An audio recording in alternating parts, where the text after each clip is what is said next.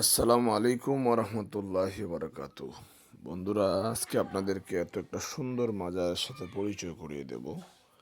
যে মাজার শরীফটি হলো কুমিল্লা জেলার দেবিদ্বার থানার ওয়াহেদপুর গ্রামের মধ্যে হজরত কালাই শাহ রহমতুল্লাহ মাজার শরীফ।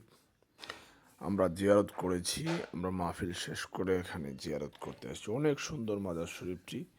আল্লাহর ওলিরা নফসকে মুক্ত করে রুহের অধীনে নফসকে দাসত্ব করেছে, গোলামি করি আল্লাহর ওলিরা যুগে যুগে তারা চিরস্থায়ী চিরঞ্জীব হয়ে মাজার শরীফে শায়িত অবস্থায় আছে।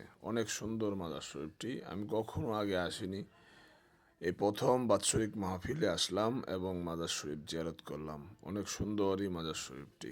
আপনারা অবশ্যই কুমিল্লা দেবিদ্বার থানার ওয়াহেদপুর গ্রামে আসলে কখনো এই মাজার শরীফটি জিয়ারত করে যাবেন। অবশ্যই বন্ধুরা লাইক কমেন্ট শেয়ার করতে ভুলবেন না। আসসালামু আলাইকুম ওরহমতুল্লাহি ওবরাকাতু।